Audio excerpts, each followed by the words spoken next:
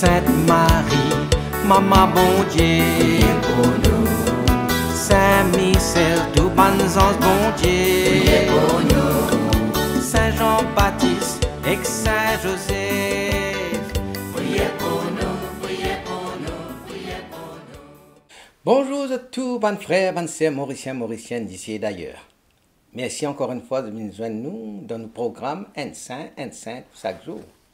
Dans ce programme-là, nous pouvons gagner l'occasion de faire un peu connaissance avec ban saint, ban sainte, que l'Église propose nous, invite nous pour célébrer chaque jour, et aussi nous pour demander autres.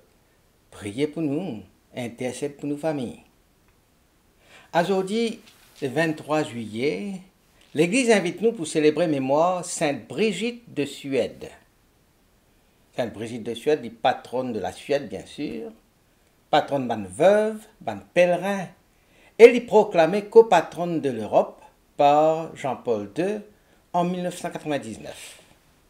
Et nous profite de l'occasion pour saluer ban Brigitte, ban Birgitta, ban Brida, ban Britta. Un jour, alors que j'ai prié, Brigitte, tan le Christ causé, pecausali. Et lui révèle ban douleur sur passion avec une intensité bouleversante.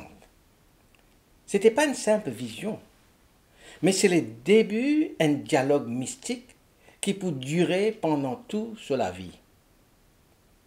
Sa femme-là, Brigitte, c'était une maman de 8 enfants. C'était une veuve. C'était une conseillère de roi, une fondatrice d'un ordre religieux, qui, plus tard, pour une des plus grandes saintes de l'Europe médiévale. Sa femme-là, c'est Sainte Brigitte de Suède. Elle est née en 1303 d'une famille noble suédoise. Les filles vivent dans l'Europe médiévale chrétienne marquée par une croisade, une tension entre pape et les rois, et c'était aussi le début de la peste noire. C'est l'épidémie qui tue beaucoup de monde là. Il grandit dans le monde, côté bonne femme, pas tenant beaucoup de pouvoir. Mais côté certaines, parce qu'à cause de la foi, de la sagesse, de une capable influence, un petit peu plus grand. Mariée à l'âge de 13 ans, elle devient maman, 8 enfants. Et parmi ces 8 enfants-là, il y en a une qui peut venir une sainte, Catherine de Suède. Sainte Catherine de Suède. Lui, c'est Sainte Brigitte, cette fille, Sainte Catherine. Après la mort de son mari, il choisit, pas pour me remarier, mais pour consacrer sa vie à Dieu. Il quitte la vie, la cour de noble, pour devenir une pèlerine et une prophétesse. Il y a la Rome, les vivent dans la pauvreté pendant 20 ans. Et ça, à l'époque-là, le pape t'y exilé à Avignon, en France. Ils fondent l'ordre du très saint sauveur, qu'ils ont dit connu comme les Brigittines. Un ordre mixte hommes et femmes, ce qui à l'époque est très novateur. Les recevoir une révélation mystique très précise sur la vie du Christ, qu'il est écrit dans un ouvrage célèbre qui appelle les Révélations célestes. Les luttes contre les abus dans l'Église, il n'a pas hésité pour écrire les papes, pour les rois, pour appeler les autres à la conversion. Sainte Brigitte, surtout, est connue pour une révélation céleste. C'est comme on fait dire, un recueil de visions mystiques qu'il recevoir tout au long de la vie. Écoute le Christ ou bien la Vierge Marie qu'aujourd'hui, c'est une révélation-là, justement, qu'il est attribuée directement au Christ et ou bien à la Vierge Marie. D'autres abordent un sujet spirituel, théologique, mais aussi politique. Parce que certains de ces bandes prophéties finissent révélées d'une manière étonnamment précise. Ils viennent prédire, par exemple, un événement politique majeur comme la mort de certains souverains ou des conflits qui peuvent venir. Les films dénoncent corruption dans le clergé. Les films appellent à une réforme profonde de l'Église. Et les films anticipent justement certains mouvements réformes qui pouvaient venir plus tard. Sa vision fin influence ban pape, ban des rois, notamment fin exhorte pour revenir à une vie beaucoup plus vertueuse, beaucoup plus en ligne avec ce que le Christ demande nous pour vivre. Après sa mort en 1373, beaucoup de pèlerins de final leur se tombeau à Rome dans l'église San Lorenzo et plusieurs témoignages faire état d'une guérison miraculeuse des malades qui viennent retrouver la santé, les temps de fin prier leur tombe ou bien de fin tous un objet qui appartenait à Sainte Brigitte.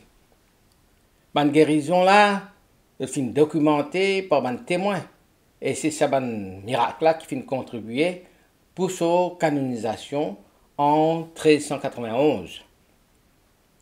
Sainte Brigitte fit entreprendre beaucoup de voyages, et parfois des voyages dangereux à travers l'Europe. Notamment, elle fit faire un pèlerinage à Saint-Jacques de Compostelle en Espagne, un autre à Terre-Sainte, malgré son âge avancé et malgré le danger du voyage à l'époque. Malgré les maladies qu'il connaît, les conflits, les conditions difficiles, Sainte Brigitte, comme dire, a une protection inexplicable. Et les contemporains de cette époque interprètent ça comme si, à chaque fois qu'il bougeait, bon Dieu peut intervenir dans sa vie.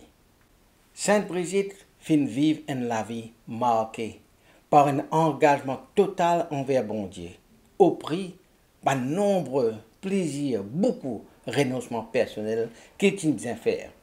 Abandonne ce privilège parce qu'il est né d'une famille noble, donc une famille noble suédoise, de jouir un grand confort matériel. Donc, il abandonne ça, il renonce à ça.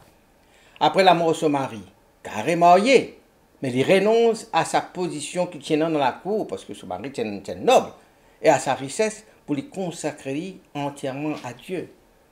Il fonde l'ordre des Brigittines, l'ordre du très saint sauveur, les Brigittines, avec un monastère en Suède. Ils vivent d'une grande austérité, ils consacrent sur la vie à la prière, à l'écriture et à l'aide des pauvres.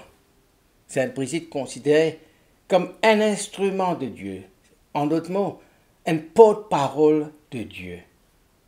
Il écrit une lettre à un pape, les rois et un empereur pour dénoncer les abus. Abus du clergé, abus des puissants. Il appelle à la paix, à la justice, à la réforme de l'Église. Il encourage le retour du pape à Rome, comme le pape qui était exilé en avion à l'époque. Et malgré cela, malgré la santé fragile, il fait un pèlerinage qui finalement jusqu'à Terre-Sainte. Et après Terre-Sainte, il retourne à Rome, quand il est mort en 1373. Sur les corps ensuite, il ramène ensuite par sa petite-fille, Sainte Catherine, pour qu'il est capable d'être enterré en Suisse, dans un monastère qu'il a fondé là. Aujourd'hui, quand nous guettons la vie Sainte Brigitte, il y a quelque chose en nous. Il y a quelque chose en nous d'une manière très spéciale, surtout à toute bonne femme qui est engagée. Il y a montrer aux autres qui nous capables d'être maman, nous capables de venir ban mystique et ban leader.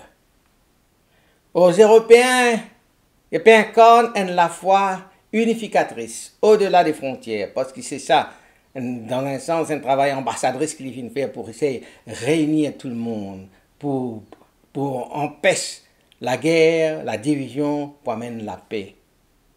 Et pour ban qui parle de la vérité, il a dit à nous, écoute la voix intérieure qui nous tendait en nous, même quand ça dérange nous, ou bien quand ça dérange les autres. Porte attention à ça, la voix intérieure qui inspire nous là. Et une des prières les plus célèbres que nous connaît de Sainte Brigitte, c'est qu'il dit, Seigneur, montre-moi la voie et rends-moi capable de la suivre. Seigneur, montre-moi Simée et donne-moi sa capacité pour me capable de suivre sa Simée-là. Alors nous prier. Sainte Brigitte, femme de foi, épouse fidèle, mère courageuse. Toi qui fin trouves le Christ dans sa passion, toi qui fin portes sa bonne douleur dans tous les cœurs.